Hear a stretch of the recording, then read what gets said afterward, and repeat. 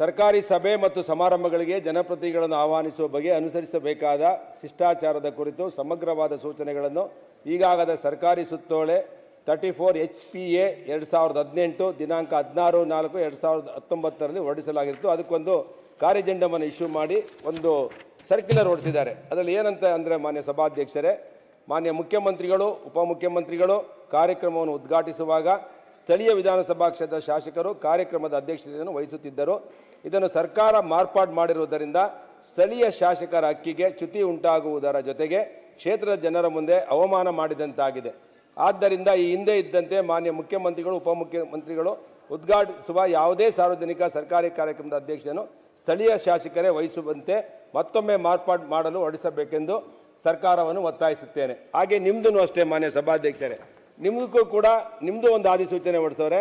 ಕರ್ನಾಟಕ ರಾಜ್ಯದಲ್ಲಿನ ಸರ್ಕಾರಿ ಕಾರ್ಯಕ್ರಮಗಳಲ್ಲಿ ಅನುಸರಿಸಬೇಕಾದ ಜ್ಯೇಷ್ಠತಾ ಪಟ್ಟಿ ಅಂತ ಹಾಕಿ ಫಸ್ಟ್ ರಾಜ್ಯಪಾಲರು, ಮುಖ್ಯಮಂತ್ರಿಗಳು, ಕೇಂದ್ರ ಸಚಿವ ಸಂಪುಟ ದರ್ಜೆಯ ಸಚಿವರು, ಉಪಮುಖ್ಯಮಂತ್ರಿಗಳು, ಕೇಂದ್ರ ರಾಜ್ಯ ಸಚಿವರು, ಸಭಾಪತಿಗಳು, ಕರ್ನಾಟಕ ವಿಧಾನ ಪರಿಷತ್ತು 6ನೇ ಇದರಲ್ಲಿ ಸೀರೀಸ್ ನಂಬರಲ್ಲಿ 7ರಲ್ಲಿ ಕರ್ನಾಟಕ ಉಚ್ಚ ನ್ಯಾಯಾಲಯದ ಮುಖ್ಯ ನ್ಯಾಯಮೂರ್ತಿಗಳು, ಆಮೇಲೆ ಸಭಾಧ್ಯಕ್ಷರು, ಕರ್ನಾಟಕ ವಿಧಾನಸಭೆ. ನಿಮಗೂ ಕೂಡ ಅವಮಾನ ಮಾಡಿದ್ದಾರೆ.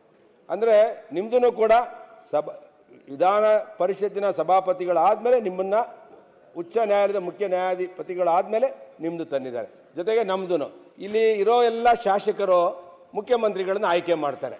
ಮುಖ್ಯಮಂತ್ರಿಗಳನ್ನ, ಉಪಮುಖ್ಯಮಂತ್ರಿಗಳನ್ನ ಆಯ್ಕೆ ಮಾಡಿದ್ಮೇಲೆ ಅವ್ರಿಗೆ ಶಾಸಕರಿಗೆ ಮರ್ಯಾದೆ ಇಲ್ಲ ಅಂತ ಹೇಳಿದ್ರೆ, ಇನ್ನು ನಾವು ಮುಖ್ಯಮಂತ್ರಿಗಳು ಬಂದಾಗ ಅವ್ರ ಜೊತೆ ಸ್ಥಳೀಯ ಶಾಸಕರ ಅಧ್ಯಕ್ಷತೆ ವಹಿಸಿಲ್ಲ ಅಂತ ಅಂದರೆ, ಬರೀ ಗೆಸ್ಟ್ ಆಗಿ ಹೋಗೋ ಅಂತ ಅಂದರೆ, ನಾವು ಜನಗಳಿಂದ ಆಯ್ಕೆ ಆಗಿರೋರು. ನಾವು ಶಾಸಕರು ಮುಖ್ಯಮಂತ್ರಿಗಳನ್ನ ಆಯ್ಕೆ ಮಾಡಿದಂಥವ್ರು. ಶಾಸಕರು ಮುಖ್ಯಮಂತ್ರಿಗಳನ್ನ ಆಯ್ಕೆ ಮಾಡಿ ಮುಖ್ಯಮಂತ್ರಿಗಳೇ ನಮ್ಮನ್ನು ಅವಮಾನ ಮಾಡ್ತಾರೆ, ಸಚಿವ ಸಂಪುಟ ಸಭೆಯಲ್ಲಿ ಇಟ್ಬಿಟ್ಟು ಈ ರೀತಿಯ ಮಾರ್ಪಾಡುಗಳನ್ನು ಮಾಡ್ತಂದ್ರೆ ಇದು ಯಾವ ರೀತಿ ಘನತೆ ತರುತ್ತೆ ಸಭೆಗೆ ಅನ್ನೋದನ್ನ ಮಾನ್ಯ ಸಭಾಪತಿಗಳು ನಮ್ಮ ರಕ್ಷಣೆಗೆ ಬರಬೇಕು.